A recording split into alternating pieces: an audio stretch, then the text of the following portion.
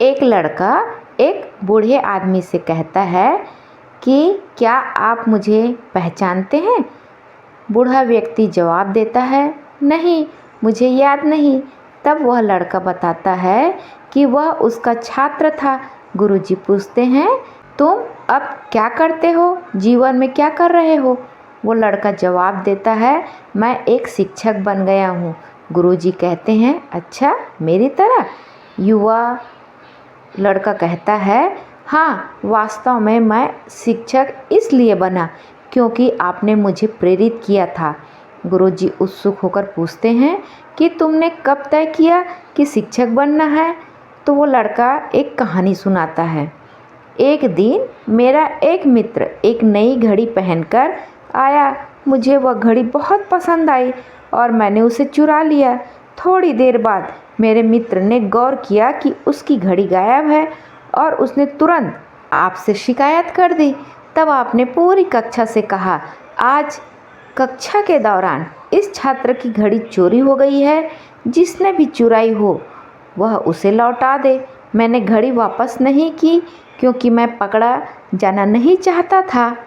तब आपने दरवाज़ा बंद कर दिया और कहा, सभी खड़े हो जाओ और एक घेरा बना लो। मैं सबकी जेब की तलाशी लूँगा, लेकिन इस शर्त पर कि सभी अपनी आंखें बंद रखेंगे।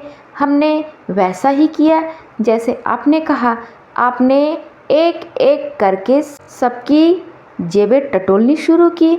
जब आपने मेरी जेब में हाथ डाला तो आपको घड़ी मिल गई, लेकिन आपने तलाशी जारी रखी ताकि किसी को यह न पता चले कि घड़ी किसकी जेब में है।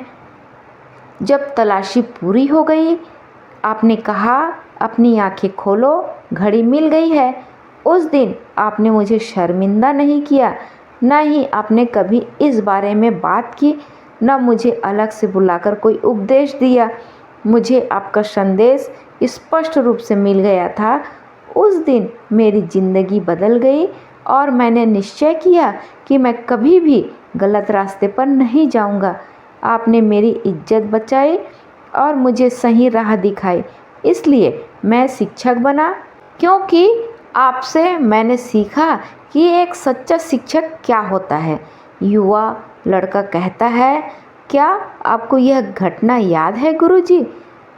तो बूढ़े शिक्षक मुस्कुराते हुए जवाब देते हैं, मुझे वह घटना ज़रूर याद है जब मैंने घड़ी खोजी थी, लेकिन मुझे तुम याद नहीं हो क्योंकि जब मैं तुम्हारी जेब टटोल रहा था तब मैंने भी अपनी आंखें बंद कर रखी थी।